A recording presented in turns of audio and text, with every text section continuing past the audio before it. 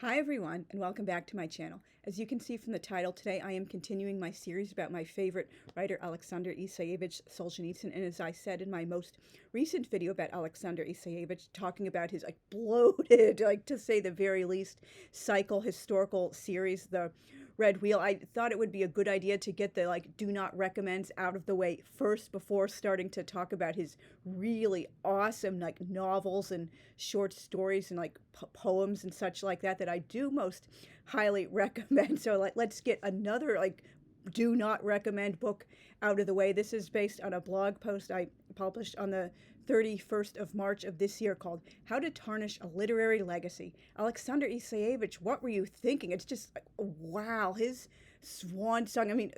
Well, I'm going to get to all those details in the video, but it's just wow. Could he have chosen, had a worse swan song to go out on? Just wow. I don't love him or respect him any less, but it's just wow. It does, kind of change my perception about certain things about him. So let's just start getting down with it.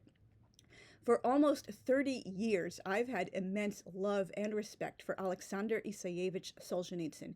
He's not just my favoriteest writer, but one of my heroes, a huge influence on my own writing, and the reason my Russophilia was reawakened so powerfully and compelled me to return to You Cannot Kill a Swan in September 1996. In gratitude, one of my dedications for that book is in memory of him, and I have a prior video talking about the dedications I wrote for my books, and as well as a video about that particular novel, which I wrote on the 30th anniversary of starting it. I can't believe it's been so long since I sat down to that computer that's been, in computer heaven for so long. But anyway, for just about the entire time he's been my favorite writer. I've been aware of how many people dismiss him as a reactionary has-been, to say the very least. A lot of this seems like sour grapes at how he failed to conform as a perfect poster boy for their various causes and profound lack of understanding of Russian society in the West. And don't worry, I will be getting into that particular issue in much more detail in a future video. I'm looking forward to doing that. But the one complaint I can get behind, his final book, 200 Years Together, is full of falsehoods and outright anti-Semitism. Just if it wasn't already obvious, I will be watching the hell out of the comments. I know what anti-Semitism is, what it looks like, feels like. I know all your little dog whistles and debunked conspiracy theories, euphemisms, code words, things you think you're being clever. I recognize what it is, even if you're pretending to be all disingenuous and using your little dog whistles and code words. But anyway, moving on. I definitely am calling this book out as anti-Semitism. There are different kinds of anti-Semitism. God forbid, I do not believe he was the Nazi type who wanted to murder us or anything like that. But it's a different, form of the virus. And I'll start getting more details about this. I'm just so worked up about the book's subject. Well, I don't believe one must have personal experience with the subject or be part of a group to write about it. I do believe one should have personal interest and knowledge about it. Otherwise, it's painfully obvious the writer has no idea what she or he is talking about and is way out of his or her league. Say, for example, I'd make a total fool of myself if I wrote a Korean or Peruvian historical, since my current knowledge is so limited, and I've mentioned in so many videos, particularly my areas of expertise and special interests, for example, Russian history. I can pretty much instantly sense if the writer is a passionate Russophile like I am, or just, oh, look at me, oh, this is trendy, this is cool, lots of people like Russian history, particularly the last imperial family. Oh, look at me, I'm just mindlessly hopping on the bandwagon. I don't know jack squat about Russian culture or history, but I somehow got a publishing deal because yay, trends. But anyway, moving on.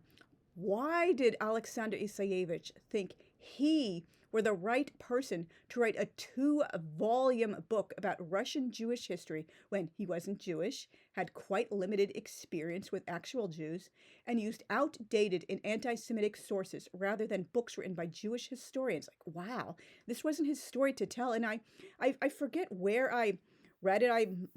I think I might have heard it in a couple of different places, but it's been like so long. I just like genuinely have no idea like which like book or person like said this claim, saying his second wife Natalia Svetlova is Jewish because her mother was Jewish, and of course that makes her and his sons he had by her like Jewish by halacha, Jewish law. But I'm not seeing that on the Russian Wikipedia page or like any like other sources in either English or Russian. Maybe I'm not just like looking hard enough, but like even if his like wife and his mother-in-law, whom he lived with during the 20 years of his exile, and his like three sons were like Jewish like culturally and through like traditional Jewish law, like I don't really see any evidence of any of them doing like being actively involved in the Jewish community and all, and like and even and that would not excuse him at all for any of the things he wrote. So if it's true, like it's just like a specious connection. He really did not have any meaningful interaction that I'm like aware of from reading his writings for almost 30 years with the Jewish community. So moving on again. If you Google this book, like, and be prepared for like some disgusting sources, you'll find so many disgusting anti-Semitic comments on Quora, Reddit, and websites like Stormfront, as well as some Amazon reviews and on Goodreads. The kinds of comments helping to put Jewish lives in danger all over the world. You also find the typical tinfoil conspiracy theorists claiming it's been banned from English translation because they don't want people to learn these things. Like, they trademark a global conspiracy corporate group. I have a meme with that image on it. There's this revolutionary concept called supply and demand, and I believe I mentioned that in my Red Wheel video. When perceived demand is low, imagine that, an existing product won't be restocked, and new products will be very low priority. Like, isn't that obvious? If they're considered at all. November 1916 and the unexpurgated August 1914 didn't sell very well. He was kind of past his heyday by then, and they're so freaking long and not really like user-friendly books. They're just so dense and not really like popular kind of reading. So it was decided to indefinitely postpone translating the rest of his bloated Red Wheel cycle. The 4 volumes of March 1917 only appeared in English in 2017 to mark the 100th anniversary of the Russian Revolution, and because of a generous grant, they didn't become bestsellers either, hence extreme hesitancy for the rest of his books. In the 2 volumes of April 1917 are, I believe they're going to be published this November of 2025, and again, it could be a big surprise, but I am totally not expecting those to start rocketing up the charts. Like, his heyday seems to have come and gone, particularly so many people. They're looking at these books. I would love historical fiction. I like long books. I'm thinking of what they might be saying, but like 4 volumes to tell the story set over 1 month, 2 volumes for another story set over 1 month. Like, one of those volumes takes place over only 1 week, and each book is like 700, 800 pages or something. What's going on? This isn't like a real historical I like to read. If there's going to be multiple volumes to tell one book, I at least want it to be set over a longer time period and not like jumped, pushed, like, I'm blanking for the word, just like whatever, like chock full of like research papers and transcribed Duma sessions and things like that has nothing to actually do with like fictional characters or even presenting historical real figures in a kind of a fictionalized way. But anyway, you guys can go and review my Red Wheel video. I will put a link to that at the end. 200 Years Together is currently slated for a 2026 English release, which I'm dreading that. So it's clearly not banned. I also don't expect it to sell well. Like, the only people who are going to be buying that book are the usual like suspects, the ones I'm constantly blocking on Twitter and Instagram because of their like disgusting anti-Semitism. Like, social media needs so much better, content moderation and actually enforcing policies against hate speech. Aleksandr Isayevich talks about healing mutual guilt, sin, and blame. What? Which is like blaming African Americans for being lynched and persecuted under Jim Crow. Like, seriously, dude. It's so gross to blame us for anti-Semitism, violent pogroms, boys being kidnapped into the military, and being isolated and kept poor and disempowered in the Pale of Settlement.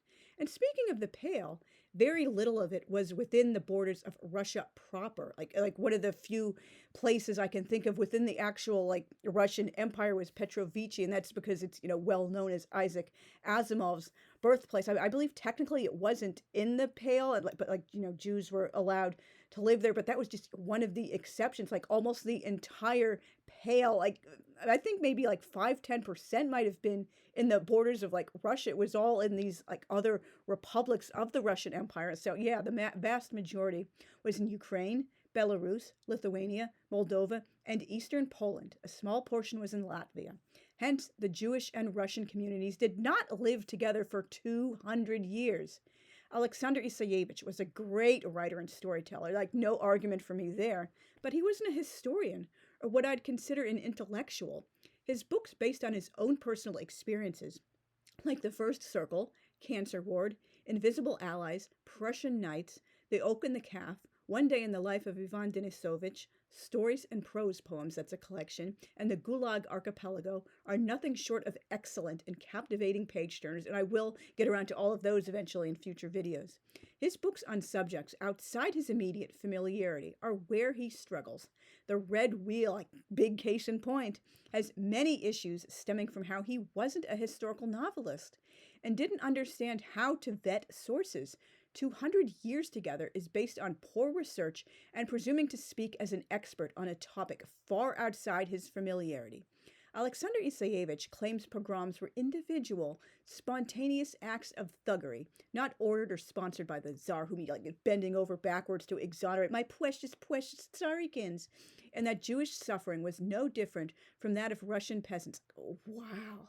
It takes a hell of a lot of naivete, at best, to believe such tall tales. At least to his credit, he calls out the grotesque violations of civil liberties in the final decades of the Russian Empire, doesn't blame us for the 1905 and 1917 revolutions, and denounces anti-Semitic violence by Russian whites during the Civil War. If you're don't know what that means, I know some people, particularly Americans, they see the word white or black. Oh, is this a racial thing? Like the black Guelphs and the white Guelphs in medieval Italy? Was this someone actually asked me a friend asked me this on Facebook, and I was mentioning some funny translations from the Italian Wikipedia of these people's last names. Was this black and white race? No, dude, it was based on other types of coloring. This isn't, don't project America's effed up issues in history with race onto everything else. The whites were the side who they wanted the Tsar to come back, or at least to have a different government that was not the Bolsheviks and the Reds. No explanation needed. They were the side supporting the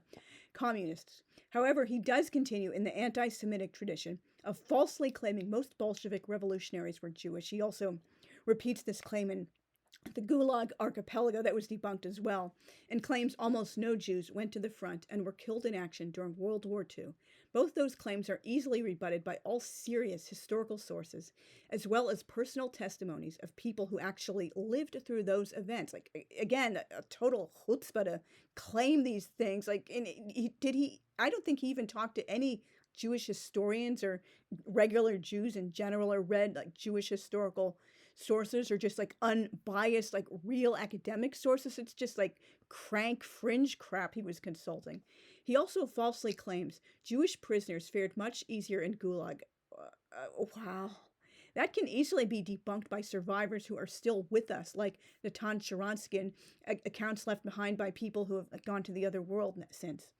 Aleksandr Isayevich also trots out blatantly anti-Semitic canards and lies, such as claiming Jews tempted Russians into heresy with Kabbalah. Wow, I have no words. Refused to work in factories and on farms that claim oh, no Jews are poor, working class. That's news to pretty much everyone living in the real world. Strangled the Muscovite merchant class, turned peasants into alcoholics, and many other shocking, disgusting accusations completely rebutted by all legit historians, not to mention reality. Plus, he outright denies some pogroms and other atrocities and shows a total lack of sympathy to victims. Wow, I'm just totally lost for words. It takes giant amounts of chutzpah to presume to speak for a group you don't belong to, almost constantly castigate them as villains, blame them for their own persecution, fail to read any sources written by actual members of that group, or any legit sources, period, and then finish by asking for a handshake of mutual healing. Dude, WTF, and I'm reading off of a screenshot from Instagram I inserted in this blog post. As Jews, we've only had, 2,000 years of experience enduring the various manifestations of hate towards our people. I think we, of all people, know what anti-Semitism looks, smells, tastes, and feels like. It's pretty disgusting. Consider it an immense privilege that you can't sense it, don't understand it, and don't carry the weight that we do. Non-Jews thinking that they can define what is and isn't anti-Semitic is, by its very nature, anti-Semitic. Let oppressed people define their own suffering. Yeah, like so many people claiming, oh, we're such good little wokesters. Oh, we're total good, like liberals, lefties, believe minorities. But then suddenly we're the only group not allowed to define our own words for ourselves, our history, trauma, identity, who we are, things like that. Just WTF. With any luck, the 2026 English translation won't sell well and will be reviewed as scathingly as it was by historians who read the Russian original. I think it might have also been translated into German or French, but I really don't care how many languages it's been translated into. It's just a do not recommend book. It's just the contents are so freaking shocking, total historical revisionism, the last thing we need at this time in world history when anti-Semitism is skyrocketing all over the world, and it feels like the third intifada has arrived, and it's on U.S. soil as well as Israeli soil this time. Seriously, dude, what a way to tarnish a legacy. So thank you guys very much for watching all the way through to the end. I'm sorry if my voice got scratchy at a few points, but I'm running out of storage space on my my iPad and my phone, so I would prefer to do as many videos as possible in one take only, so I don't have to worry about space, airdropping them backwards and forwards for editing. But hopefully maybe I will be getting a new iPad with more storage space, or learning the new version of iMovie on my computer, solve that problem. So again, thanks very much for watching, and I will see you soon. Bye.